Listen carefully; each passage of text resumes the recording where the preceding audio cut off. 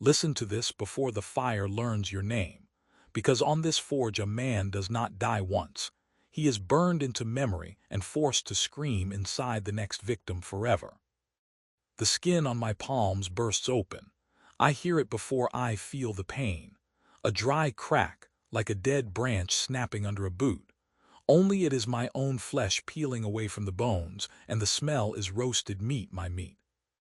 I am lying on the edge of smelter number 17, or maybe smelter number 18. I stopped counting after the numbers began folding into patterns that should never exist. Something soft and hot shifts under my back. I do not want to look. I know what it is. I know it is what is left of someone.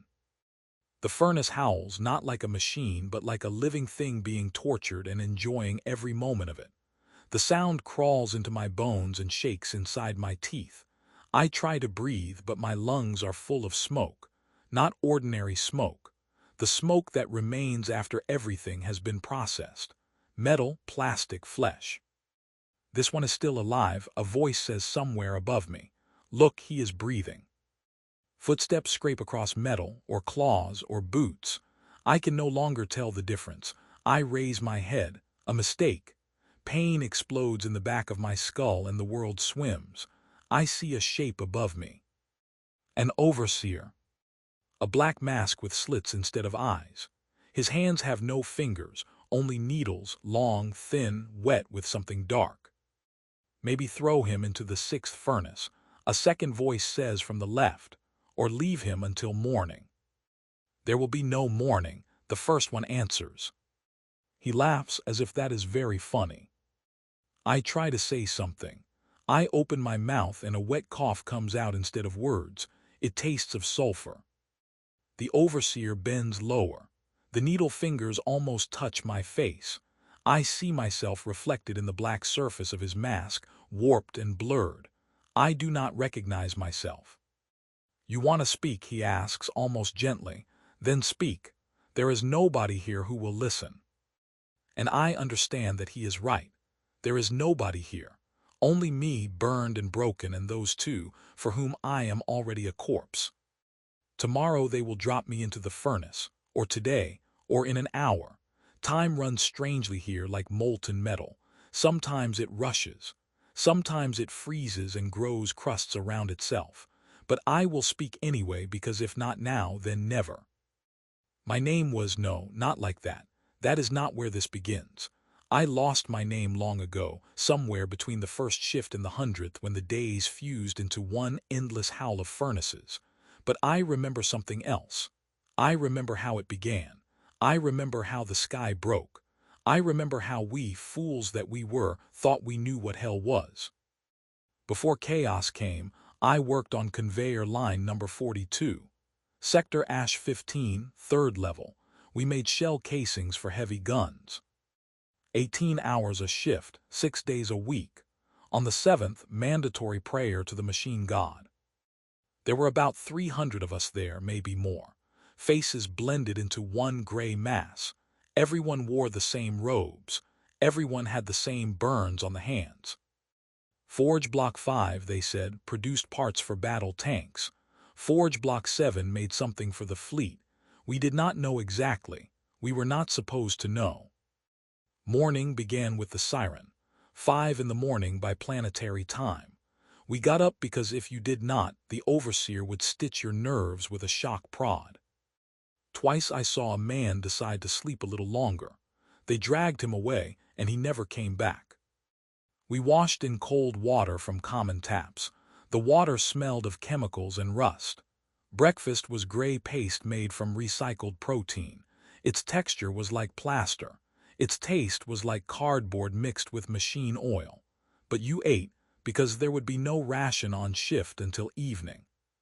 Formation at 6. I remember how the tech priest walked slowly along the ranks with a slate in his hand. His robes were red and clean. Mechanical tendrils writhed behind his back like snakes. He never looked into our eyes, only at the slate. We were numbers, units of output. In the name of the great engine, I bless your labor, he would chant in a flat voice. Flesh is weak, but service is eternal. Work, and the machine will accept you. We answered together, the machine will accept us. Hypocrisy. Yes, there were rules for it. You prayed because you had to. You bowed to the mechanism before the shift because you had to. And when your work partner died because a steam pipe burst, you said, the machine accepted him because you had to. I remember that partner. His new name here should be Silas. He was young, maybe 20. He had come from an agri-world where his family worked the fields under the eyes of automatons. Here, on the forge, he hoped to earn enough for an implant, a leg prosthesis to replace the limb he had lost as a child beneath the hooves of a field hauler. It was his 3rd month. We stood beside the conveyor checking the seals of shell casings. Routine. Lift the part, inspect the seams. If it was flawed, send it to scrap. If it was sound, send it onward. Our hands moved by themselves. Then came the pop. A steam pipe cracked somewhere above us. A cloud of white vapor burst out, 200 degrees maybe more.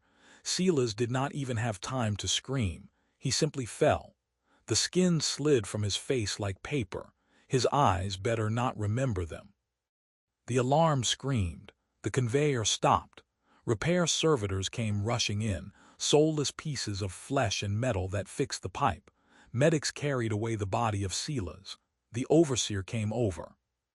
The machine accepted him, he said. Return to your station. The shift is not over. I returned. The conveyor started again after 5 minutes. They put a newcomer in the place of Silas. By midday I had almost forgotten the dead man. By evening I had forgotten his face.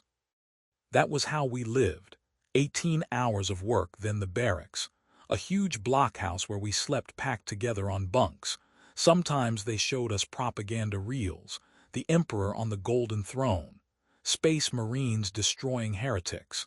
The glory of the Imperium. We watched with empty eyes because we had no choice. Some even believed. I did not. I believed in only one thing, that tomorrow would be the same as today, and the day after, and 10 years later until you grew old, became crippled, and they hurried you into scrap. Or turned you into a servitor. That was supposed to be an honor, to become part of the machine. To me it seemed worse than death. One evening, while we lay in the barracks, one of the men, a worker I will call Ronan, whispered, maybe the followers of chaos are better. We all froze. Things like that are not said aloud. That is heresy. That is death. But nobody reported him because perhaps every one of us had thought it at least once. They say there is freedom there, Ronan went on. No rules, no overseers. Fool, someone breathed. It is worse there, demons, mutations. Have you seen the pictures? The Imperium draws the pictures, Ronan answered. What if they lie? The argument died. Everyone thought their own thoughts. I stared at the barracks window, a narrow slit in the concrete wall. The sky was gray as always. Factory smoke hid the stars. Nothing changed. Nothing could change. I was wrong. 2 weeks later, the sky turned crimson. Not sunset, not some weather anomaly. It simply happened in the middle of the day. The grayness was replaced by blood red. The factory sirens went silent. That was strange. For the first time in years, I heard silence. Even the conveyors stopped. We came out of the barracks and looked up. The red sky pulsed like something alive, and inside that redness shadows appeared, ships, vast ships of wrong shape, covered in spikes and eyes. I saw eyes on the hulls. They moved. They looked down at us. Machine, have mercy, someone whispered beside me. The tech priests were already running toward the temples. Overseers shouted and ordered us back into the barracks, but it was too late. The sky cracked, and through the cracks something impossible seeped down. The air trembled, my ears rang. I understood only one thing: this was the end of what had been. I did not know it was only the beginning. The beginning of the real hell. The first bombs fell at dawn. I do not remember if it was truly dawn. The sky remained crimson, and time had stopped meaning anything. At some point the ground shook, and something exploded in the distance. We were in the barracks, 40 people, maybe 50. Everyone crowded together, not knowing what to do. The overseers had vanished during the night. They fled or they were taken. It did not matter. We were alone. Ronan said we should run to the spaceport. He said there would be evacuation. They will take the workers, he insisted. They need us. We are valuable resources. Fool, we were not valuable resources. We were expendable material. But there was no choice. Either sit there and wait for death or try. We went outside. The city was empty. The factories were silent. Only somewhere far away sirens moaned long and low like funeral bells. The air smelled of burning. We moved as a group, about 20 of us. The rest were too afraid. The streets were strewn with debris, supply buildings smashed open. Bodies lay here and there, not all of them whole. I saw the first dead one at a crossroads. A cultist. I knew it at once from the clothes. Rags dyed black and red. Arms deformed, fingers fused into something like claws. The face. The face was twisted into a smile, not a grimace of pain, a smile. He had died happy. "Do not look," Ronan said, tugging my sleeve. "Move." We moved. Bombs kept falling, not near us, somewhere in the industrial sector. We saw flashes and heard thunder. Forge Block 2 collapsed right before our eyes. It folded like a house of cards. A cloud of dust rose a kilometer high.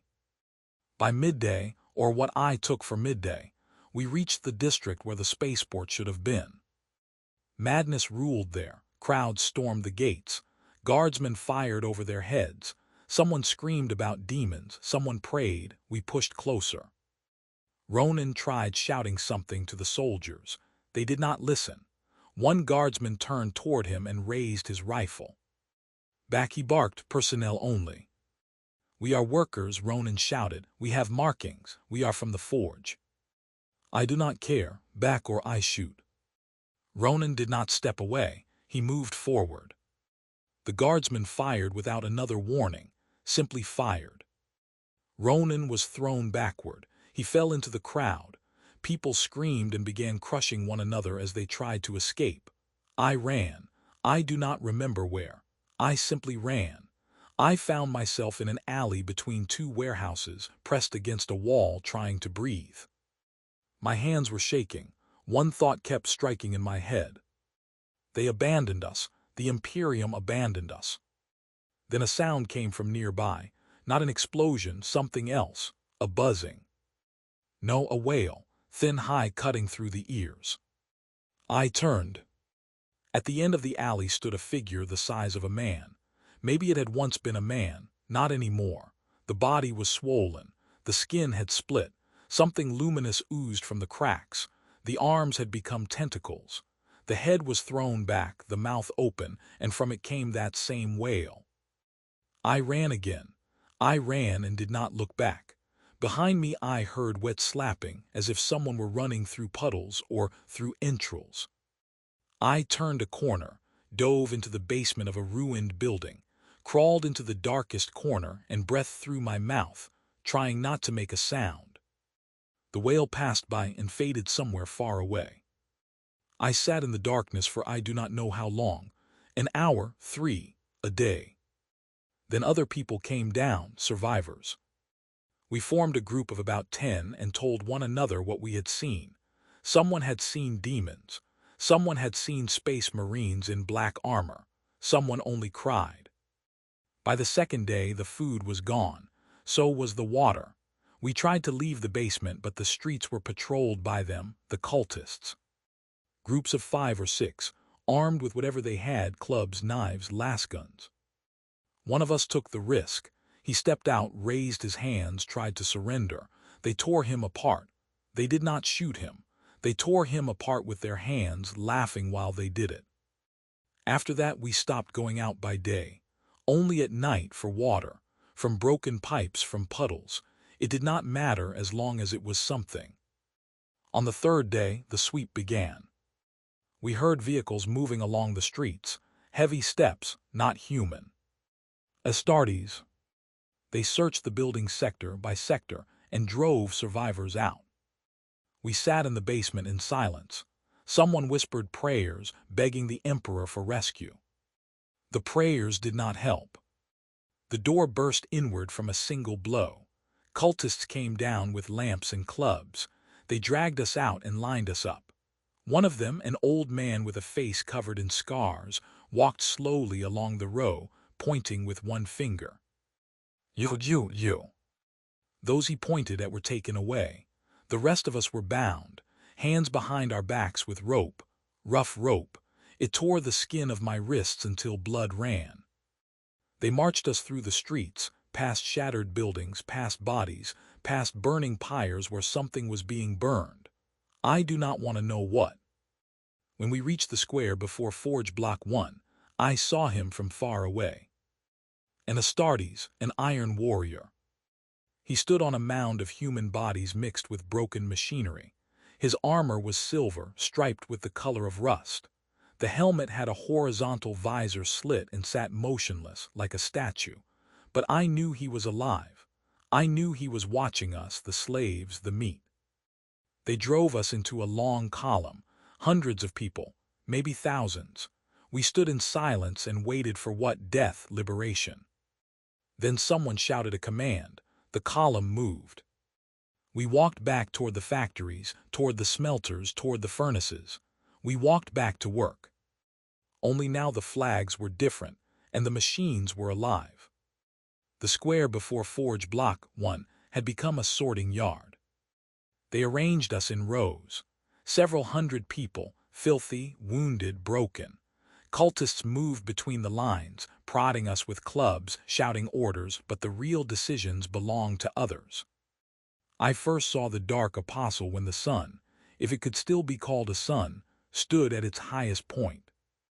A crimson disk surrounded by black rings. Beneath it he climbed onto a platform. Armor the color of dried blood, books chained to his belt, a horned helm from which something dark and living dripped, but the main thing was the voice. When he spoke, the words entered my head not through my ears, but through the bones of my skull, through the flesh itself. You were slaves of a false god, he boomed. His voice was everywhere, inside me and around me. You labored in chains of ignorance. You prayed to a dead corpse on a throne, but I have brought you truth. You are part of a greater mechanism, the mechanism of chaos. You will be melted down and you will become stronger. Someone in the crowd began to cry. Someone fell to his knees. I simply stood there and watched, trying to understand whether this was real or whether I had gone mad. The apostle waved a hand. The cultists began dividing us into groups.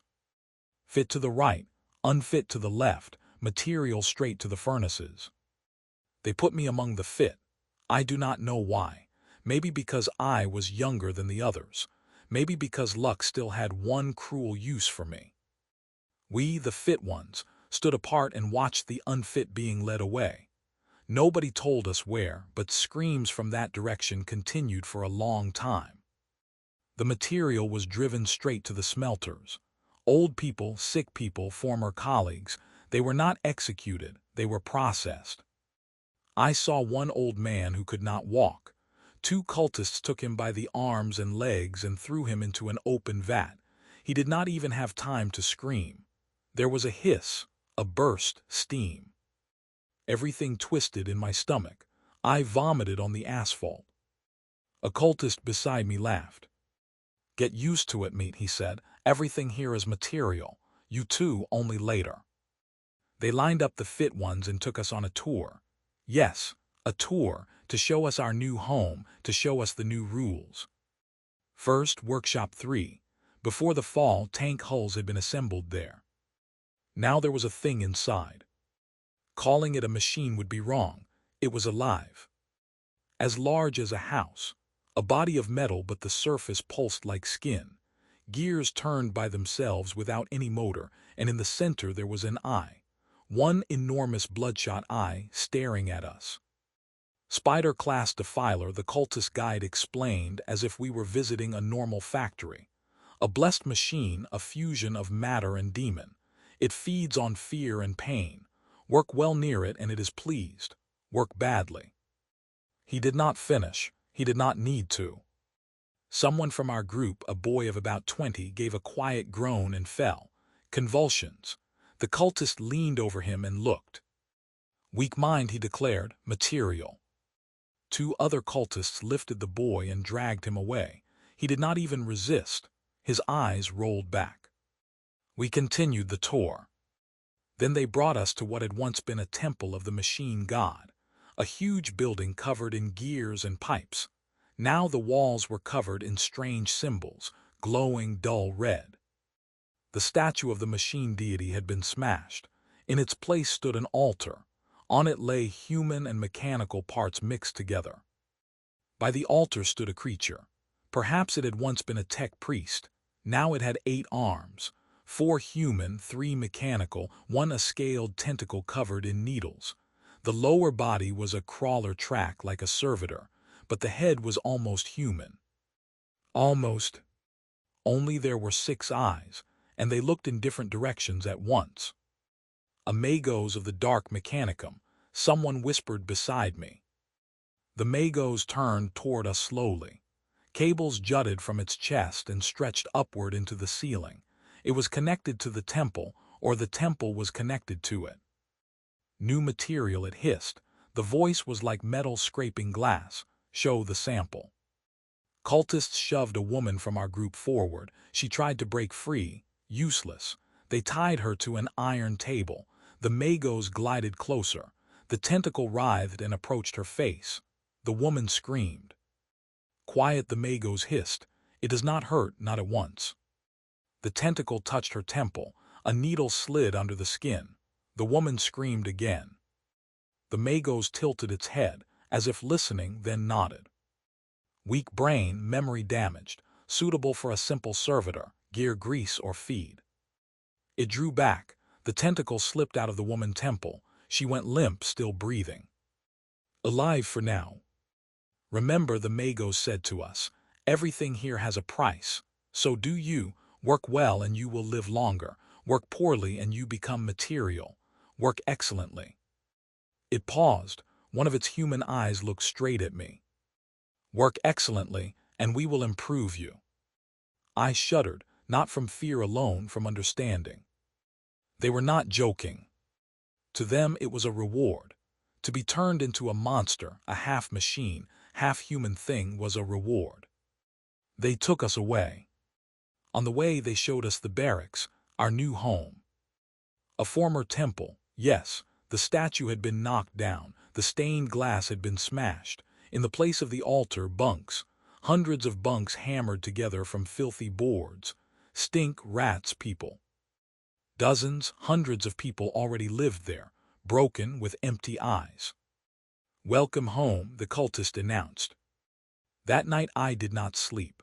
I lay on the bunk, staring at the ceiling, listening as someone cried, someone prayed softly, someone simply moaned. And I understood that we had traded one slavery for another. Only now the slave owners did not pretend they were doing it for a great purpose. They were honest.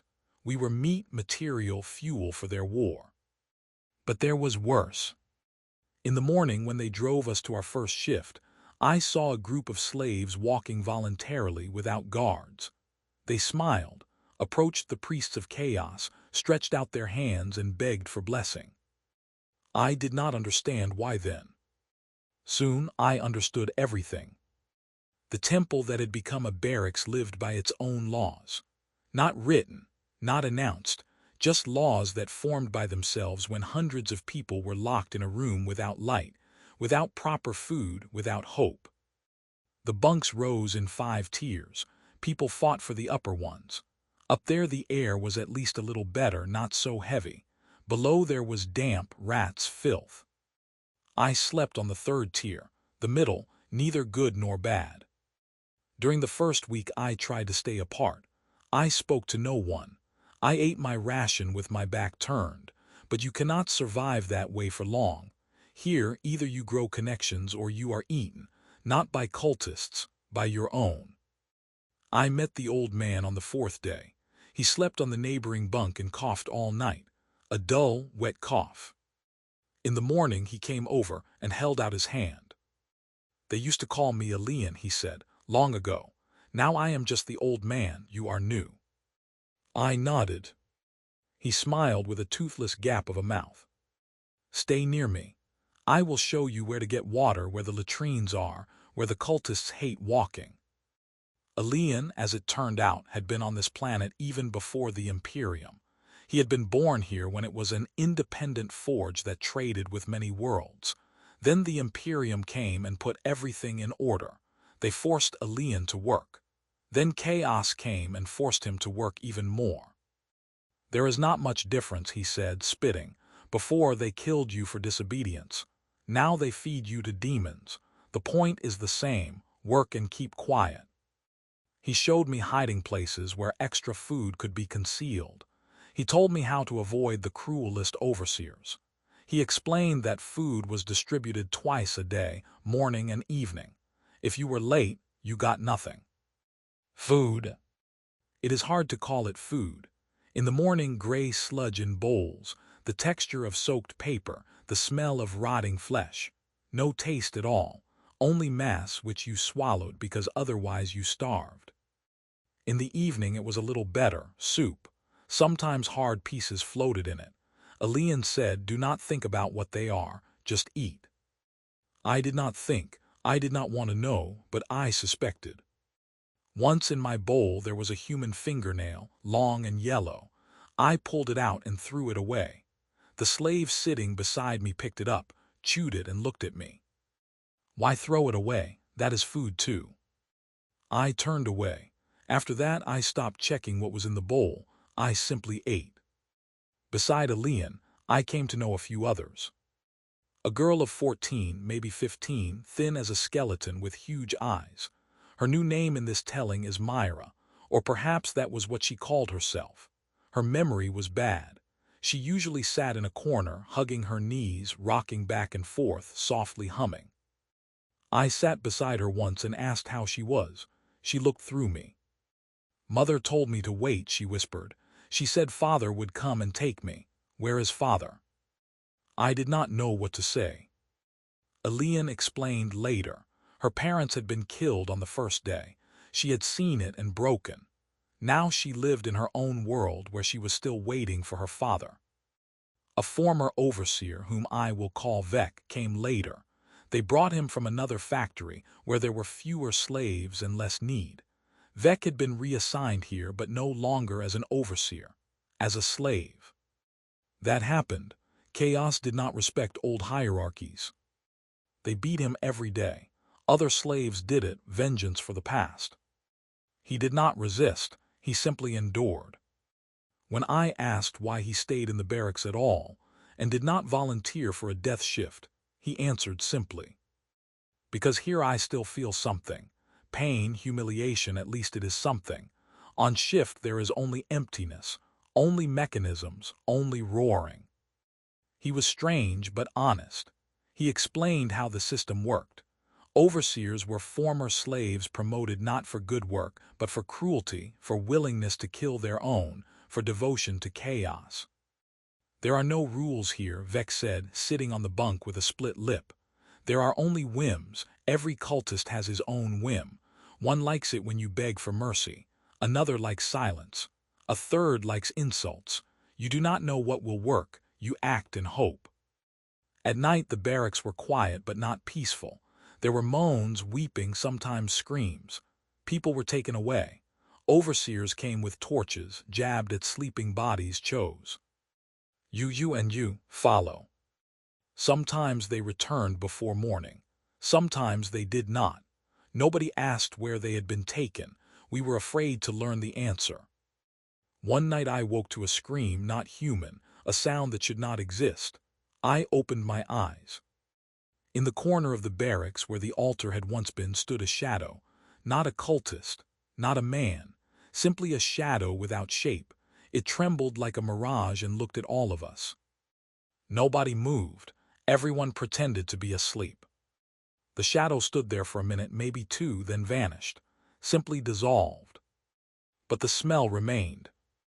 Sulfur rot. In the morning they found a corpse in that place. One of the slaves.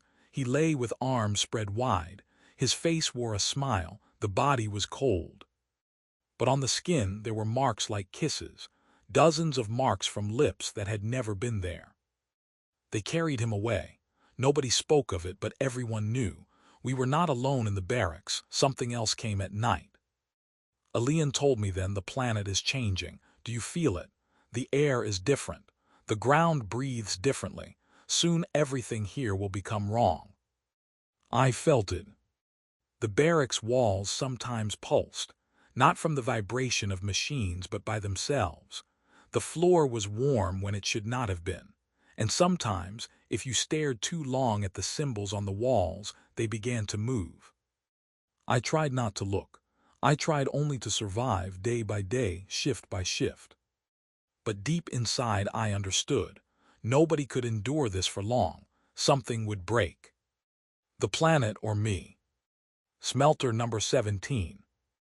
As large as a cathedral, 30 levels tall, maybe more. In the center stood the vat, enormous, black, covered in runes that glowed red, then green. Heat poured from it so fiercely that from 10 meters away the skin began to peel. We worked at the conveyor. Cargo, anything, ruins of buildings, machinery, corpses. Yes, corpses too.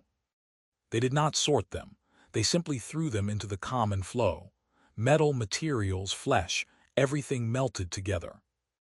My work crew had about 20 people. We dragged loads from the receiving platform to the edge of the conveyor by hand. No cranes, no lifters, hands, backs, teeth if necessary. I remember the first load, a metal beam 5 meters long, heavy. 6 of us took it, 3 on each end, lifted it, carried it. Step, another step. The floor was slick beneath our feet. Oil, blood, something else. One of the boys slipped. The beam tilted. We tried to hold it, but the weight was too much. It fell straight onto his leg. Crack, scream. He collapsed, clutching the crushed limb. The overseer approached, looked, spat. Into the vat, he said. We did not disobey. Cultists lifted the wounded boy. He screamed, begged, swore he would work, swore the leg would heal, swore he was needed. They threw him into the vat alive. The scream lasted 10 seconds, then a hiss, a burst of steam, and nothing. The vat howled, not with a mechanical sound, with a voice, pleased, full. We lifted the beam and carried it on. Nobody said a word. The shift lasted 18 hours without a break, without water. You could swallow from a hose if you were quick, but the water was warm and tasted of sulfur. By the end of the first week, my hands had changed. Blisters burst, grew together, hardened again. The skin on my palms became like bark, gray and tough. My nails blackened and thickened. I asked Elian, is this mutation? No, he said, adaptation. The body changes to survive. Chaos loves the strong and stubborn. It will reward you. I did not want a reward. But it came anyway. One day during shift, I was carrying a piece of armor from some tank. Alone, because the rest of the crew were already hauling something else. The armor plate was heavy, but I managed. I reached the edge of the conveyor, dropped it down, and then heard a sound behind me. Inhuman, metallic, grinding. I turned. The defiler, the same one from Workshop 3, stood 5 meters away, enormous. The eye in the center of its body stared directly at me. It did not blink. It simply stared. I froze. I did not breathe. I did not move. I remembered what the cultist had said. The machine feeds on fear. I tried not to be afraid, but my heart hammered. Sweat ran down my back. The defiler took 1 step. The floor shook. Another step closer. I saw the gears on its body turning without any mechanism. I saw pulsing skin between the armor plates. The eye moved closer and looked at me. I waited for death. I waited for it to crush me or seize me or... The defiler stepped back, turned, left. Just left. The overseer who had been watching came over and smirked. She liked you, he said. She senses the strong, you live for now. That shift ended without incident, but after it I noticed other slaves looking at me differently, with caution, as if I had been marked. Perhaps I had. Work continued. Every day the same nightmare. Carry loads, throw them into the vat, listen to the furnaces howl. Sometimes someone collapsed from exhaustion. If he could walk, they raised him. If not, into the vat. Overseers sometimes injected us with something. Syringes, long needles, straight into the neck. After the injection, you worked like something possessed. Strength flooded you. Your hands moved by themselves. Pain retreated. Everything seemed easy. Then came the collapse. When the drug ended, you fell. The body refused to move. The heart beat like a trapped animal. One man died during work. He simply stopped, dropped his load, and fell, eyes open and dead. They threw him into the vat without even checking. I tried not to think, not about what I was doing, not about where the melted metal went, not about how someday I would be in that vat myself. But thoughts came, especially at night, when I lay on the bunk unable to sleep because my muscles burned. One night, looking at my hands, gray, hard, crooked, I understood. I was no longer human, not the human I had been. Flesh changes, bones change. The mind changes too. Soon I would become one of them, one of those who came willingly to the priests, begging for blessing. Because that is easier to surrender, to accept, to become part of the mechanism. But for now, I was still me. For now, I still remembered that I had been someone, even though I had long forgotten the name. I noticed the first true mutation after 3 months, or after half a year. Time flowed strangely, with no borders between days. But one moment, while washing in a common barrel of dirty water, I saw my reflection. My eyes had changed. The pupils had narrowed, not exactly like a cat, but close. The irises were no longer brown, but amber, almost yellow. I rubbed my eyes. It did not help. They remained the same. I looked at Elian. He stood nearby, washing too. He noticed my stare and grinned. There, he said, it has begun. What has begun? The blessing, he answered, calm as ash. He showed me his hand. Where there should have been 5 fingers, 6 had grown. The 6th was thin, curved, with a sharp claw at the end. Mine came out half a year ago. Now I can repair mechanisms better. The cultists like it. I stared at him, unable to believe. You are glad? Glad, Elian shrugged. I am alive. That is already good. 5 fingers or 6, what difference does it make? We are all monsters here anyway. He walked away. I remained by the water, staring down. My reflection stared back, foreign, unfamiliar. Mutations multiplied. One slave grew a 2nd row of teeth, sharp like a predator. He boasted that he could chew metal filings now. Cultists laughed and fed him nuts and bolts for wagers. On Myra, the girl who waited for her father, scales appeared on her hands. First a few, then more. Soon all the skin on her palms was covered with them, green and shining. She wept and tried to scrape them off with a knife. It did not work. Elian told her, do not resist. It is easier that way. Chaos takes what it wants anyway. Better to accept. But Myra would not accept. She scratched her hands until blood ran. The scales grew back. Then came a rain of blood. Not a metaphor. Real blood fell from the sky for a whole day, warm and sticky. We worked beneath it, dragging loads. By the end of shift, everyone was red from head to foot. The overseers laughed and shouted, be washed. It is a blessing of the Red War God. Accept it. Some did accept. They opened their mouths and drank. One slave fell to his knees and began praying, not to the emperor, but to the dark gods. The cultists seized him at once and took him away. He came back a week later, smiling, with new scars on his face and arms. Deliberate scars, ritual scars. Old Elian changed more slowly than the others. Age slows the process, he said. But one night I woke to his groaning and went to his bunk. He lay curled on himself, sweating, muttering. "Elian," I called. He opened his eyes. They were red, completely red, with no white at all. "I see them," he whispered.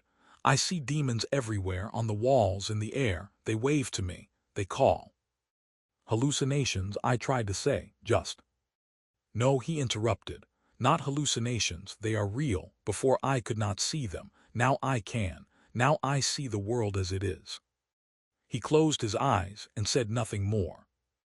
By morning the red had faded and his eyes were normal again, but Elian had changed. He became quieter, distant. Sometimes he smiled while staring into empty air. I asked him once, "Do you still see them?" "Always," he answered. "They are everywhere, but I am used to it." Then it happened to Myra. One evening she came to me, sat beside me on the bunk and looked at me with her huge eyes. Now there was something wrong in them, a fever shine. "Kill me," she whispered. I froze. "What?" "Kill me, please," she repeated. "While I am still human. Tomorrow I will forget. I know it. I feel it. Something is changing inside in my head. Soon I will become like them, like the ones who pray to chaos. I do not want that. Kill me now." I looked at her hands. The scales covered not only her palms now, but her wrists, creeping up toward the elbows. "I cannot," I said. "Why?" "Because I do not want to be the one who kills my own people." She cried, stood, and left. I sat there, watching her go, hating myself, hating this world, hating chaos, the Imperium, everything. The next day, Myra was gone. I searched for her, asked others. Nobody had seen her. That evening when we returned from shift, I saw her among the cultists. She walked with them in new clothes, rags dyed red and black, smiling. In her mouth there were extra teeth, sharp as needles. She looked at me, smiled wider, waved with a hand covered in scales, and passed by, humming something in a language I did not know. I stood there and watched her go, understanding. That was the end, for her, for Elian, for all of us. Sooner or later, we would all become them. Mutations, madness, voluntary service to chaos, inevitable. But I still resisted. I clung to the remains of humanity, to the memory of what I had been, to the name I had forgotten but knew had once existed. Though every day it became harder. Every day a piece of me died, and in its place something else grew, something hungry, cruel, pleased by pain. I had seen the Astartes from far away many times. They passed the factories, tall and magnificent, in silver armor striped with rust. Iron warriors. They did not look at us. We were dust under their feet. But one day there was a parade. They drove all the slaves of Forge Block 1 into the square. Thousands of people, arranged in lines. They ordered us to kneel, hands behind the back, heads down. From the main gate came a column. At the front, Astartes, 12 of them, iron warriors marching in perfect rhythm, bolters on shoulders, helmets monolithic, emotionless. Behind them, armored vehicles, rhinos, predators, defilers. The ground shook from their tracks and steps. The air vibrated with engine roars. I lay face down, but I could see from the corner of my eye. One Astartes stopped near our line, turned his head, and looked at us for a long time. Then he said something to another. Both laughed. The sound was like a thunderclap. Then they moved on. The parade lasted an hour. When it ended, they allowed us to rise. Half could not stand. Their knees failed after an hour on the cold stone, and they were dragged back to the barracks. The cultists were different from one another. There were many, hundreds of kinds. Some served the Red War god, dressed in crimson, armed with axes and chain blades. Others served the Prince of Excess, painted, half-bare, mutilated for beauty. There were followers of the Rot Father, decaying but alive. There were servants of the Changer, robed in blue with staffs and books. They fought one another constantly, for territory, for slaves, for blessing. One night we heard screams and looked out from the barracks. A slaughter was happening in the street. Cultists of the Red God against the pleasure devotees. Axes hacked flesh. Blood ran like a stream. Someone laughed. Someone moaned with delight while dying. By morning the streets were covered with bodies. They drove us out to clean. We dragged corpses and stacked them in piles. Some were still breathing. We stacked those too. Orders are orders. Among the bodies I saw a familiar face. A traitor. One of those who had helped chaos take the planet. He had been a cultist of excess. His eyes were open, full of surprise. I looked at him and felt nothing. No pity, no anger, nothing. They burned the bodies. Smoke hung over the city all day. The dark magi stood at the top of the pyramid. Even the Astartes avoided them. They ruled the factories, the rituals, the demon engines. Each had a specialty. One of them I saw often. He came to our smelter once a week. He inspected slaves and chose. Tentacles instead of half his arms. Crawler tracks instead of legs. A head almost human but with 6 eyes. And the voice that made teeth ache. That day he came as usual. We stood in line. He crawled slowly along us, studying each one. He stopped beside a young slave and looked, then nodded. This one, the Magos said. Cultists seized the boy. He thrashed and screamed. The Magos bent over him. Quiet, he hissed. It is an honor. You will become better, more perfect. They took the boy away. He returned 3 days later. Did he return? Something like him returned. The same face, but the arms were mechanical, wheels instead of legs. Tubes rose from his back, feeding something into him. He moved smoothly. He worked perfectly. He did not tire. He did not complain. His eyes were empty. A servitor, a half-servitor, an improved slave. The Magos displayed him before us. See, he said, this is what awaits the best of you. Not death, not the vat, but ascension, the union of flesh and steel. Some looked with envy. I looked with horror. A week later, the Magos came again.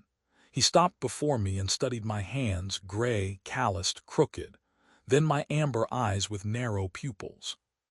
Interesting, he hissed. You adapt, you mutate, but you do not break. Endurance is rare, useful. One of his tendrils stretched out and touched my cheek, sticky, cold. I did not move. Soon, said the Magos, soon you will be needed, prepare. He left. I remained standing. Something inside me tightened. I understood it as a sentence. I had been selected for something, for improvement, for transformation. Cultists looked at me with smirks, other slaves with pity. Elian came to me that evening. Run, he said simply. Where? Does not matter, just run.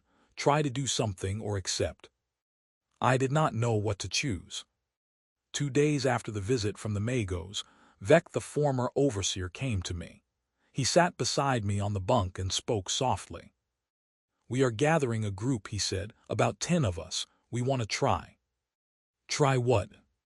Sabotage, blow one of the furnaces. Maybe it will slow them. Maybe someone in the Imperium will notice. Maybe. Maybe nothing, I finished. They will kill us all. So what? Vec shrugged. We are already dead men, only still walking. But if there is even a 1% chance, is it not worth trying? I stayed silent and thought. One part of me wanted to refuse, to live to the end quietly. Another part thirsted to do something, anything, to strike back once. When I asked, Vec smiled. Tomorrow night. The group gathered in an old sewer tunnel beneath the factory. 12 people, all exhausted, all at the edge, but there was a final spark in the eyes. Vec explained the plan. Simple, too simple if I am honest. We would slip to furnace number 9. The guard was weaker there. We would set explosive stolen from a warehouse. We would detonate it and run. And then someone asked. Then we die, Vec answered calmly. But at least we do something. We agreed, fools, desperate fools. At night we moved quietly through tunnels and dark corridors. There were guards, cultist patrols, but not many. We went around them, hid, reached furnace number 9. Huge, the roar from its depth was almost hypnotic. Vec took out the explosive, homemade from chemicals stolen from storage, and began placing it. We stood watch, looking around. Everything went smoothly. Too smoothly. Then they came around the corner. Cultists about 20, torches, weapons, and at the front one with a black mask. "We were waiting for you," he said cheerfully, "waiting for a long time." Betrayal. Someone in our group had given us up. I turned. The boy to my left, young with a scar on his cheek, was smiling. "I am sorry," he said to me, "but they promised me life, and all of you were going to die anyway." Vec threw himself at him. The cultists opened fire. La's bolts burned the air. Vec died first, a shot through the chest. He fell, wheezed, and went still. The others tried to run. They were caught and beaten. Some died at once. Some were kept alive, for example. They seized me. 2 cultists held my arms. The traitor came closer and spat in my face. "Fool," he said. "Did you think you would change anything? Nothing changes here. You only grow stronger or you die." They took him away, rewarded him probably, gave him something. I do not know what. I do not want to know. They brought the survivors to the square. 4 of us were tied to posts. All the slaves of the factory were assembled. Demonstration. The Dark Apostle appeared again on the platform and looked down at us. "You tried to destroy, to sabotage, foolishness but also courage. I value courage, therefore your death will be special." They brought the defiler, the same one with the eye. It stopped before us. The eye watched, studying. The apostle nodded. The defiler opened its mouth. I do not know what else to call it. An opening in the hull. From it emerged tentacles, long, mechanical, and organic at the same time. The first prisoner was seized, raised, dragged inside. Screams, grinding, then silence. From the opening dropped a piece of compressed metal, a cube with bones inside. The second, the third. I watched and could not look away. I waited for my turn. But the defiler stopped. It looked at me for a long time. Then it stepped back, turned, and left. The apostle smiled. "The machine spared you," he said, "so you are needed. Soon you will learn why." They untied me and threw me to the ground. The cultists dispersed. The slaves dispersed. I lay there, unable to rise. Elian came and helped me up. "Fool," he said, "why get involved?" "I do not know," I answered honestly. "Now you are marked twice," he said. "The Magos chose you. The defiler spared you. That is not nothing. They have plans for you." I knew it. I felt it. Soon the time would come. Soon they would take me, and I would either become a machine or die. But for now, I was still alive. They took me 1 week later, early in the morning. 2 cultists entered the barracks and pointed at me. "You come." I stood. I did not resist. Useless. Elian watched me go. Myra, the girl who had become a cultist, smiled at me from far away. The others only stared. We walked through the factory corridors, past workshops, past furnaces, then downstairs into underground levels where I had never been. The air grew heavier. It smelled of mold and something sweet. The walls were covered with fungus, but not normal fungus, colored, pulsing. We reached a door, massive, metal, marked with runes. The cultists opened it and shoved me inside. A laboratory the size of a small hangar. The walls were alive, literally alive. They pulsed and breathed. In some places they were covered in skin, in others metal, in others something else that still lived. Operating tables stood in the center. Bodies lay on them, different bodies, some living, some not. Cables ran to the ceiling, machines hummed. And at the far end of the hall stood him, the dark Magos, the one with 6 eyes. "You came," he hissed. Not a question, a statement. I nodded. I had no words. The Magos glided closer, tentacles coiled. Crawler tracks whispered over the floor. You showed endurance, he began. You adapted, mutated, but did not break. You tried to resist. All of that is valuable, rare. He circled me, studying. One human eye looked at my hands, another at my face. The remaining four looked elsewhere. You have a choice, the Magos continued. Rare. Usually slaves have no choices, but you have earned one. What choice? I forced out. First, the Magos raised one mechanical tendril. I turn you into an improved servitor. Incomplete. You will keep part of your mind, you will think, you will feel, but you will serve. Perfectly. Without pain, without fear. The machine will care for you. No need to eat. No need to sleep. Only eternal work, perfect work.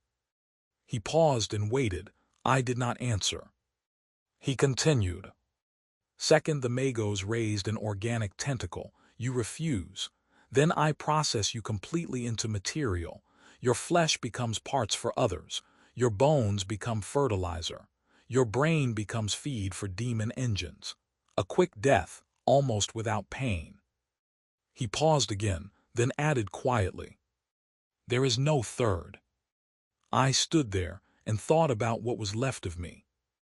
A mutilated, mutated body, a mind worn down to the edge, a soul. Was there still a soul? I looked at the tables around me, at those who had been improved. They lay connected to cables, breathing, alive, if that could be called life. Their eyes were empty. Their faces were calm, happy.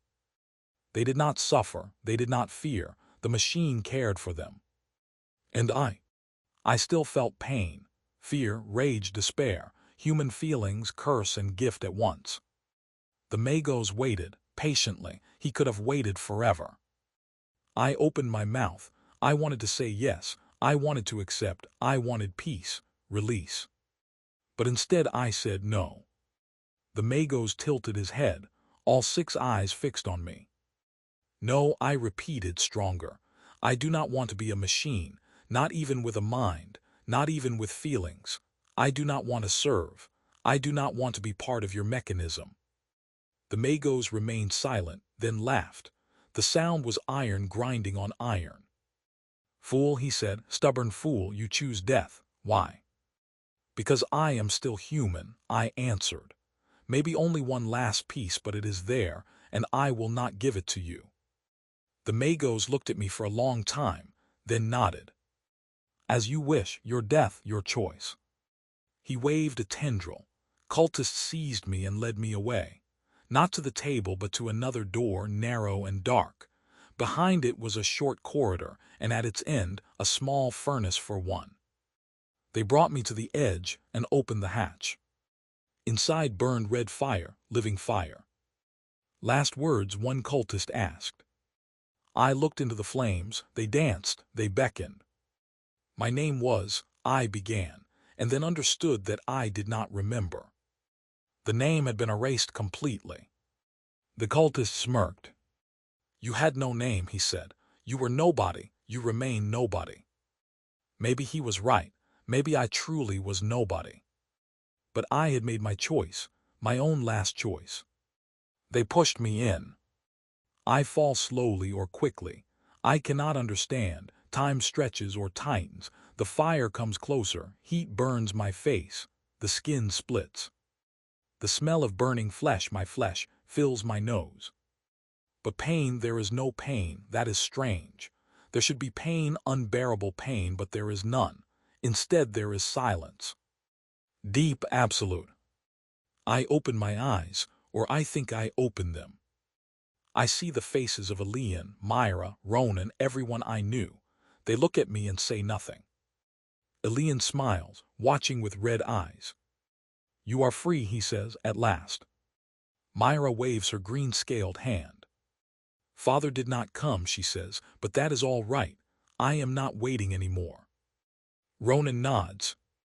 You are right, he says, resist to the end. Then their faces dissolve, and I remain alone in the void. And then I understand. I am gone. My body burned, the flesh became ash. The bones became powder, but something remained, an echo, a memory, a recording. The furnace was not simple, it was demonic. It devours not only flesh, it devours the soul and preserves it like a record inside the machine. I am a record. I am a story that the furnace will repeat again and again. Each time someone falls into it, each time my story will sound inside the head of the dying. An endless cycle, endless repetition. Flesh burned, steel accepted. The soul remained locked forever. I want to scream, but there is no voice. I want to weep, but there are no eyes. I want to die, but I am already dead. And somewhere far above, in the same square before Forge Block 1, a new batch of prisoners is unloaded. Hundreds of people, filthy, frightened, broken. They are arranged in rows. The dark apostle climbs onto the platform and begins to speak. You are slaves of a false god. And one of them, a young man with a bruise beneath his eye, lies among the wreckage, burned, wounded at the edge of death. An overseer approaches and looks down. This one is still alive, he says. And the young man opens his mouth. He wants to say something, a name, to remember a name. But he cannot.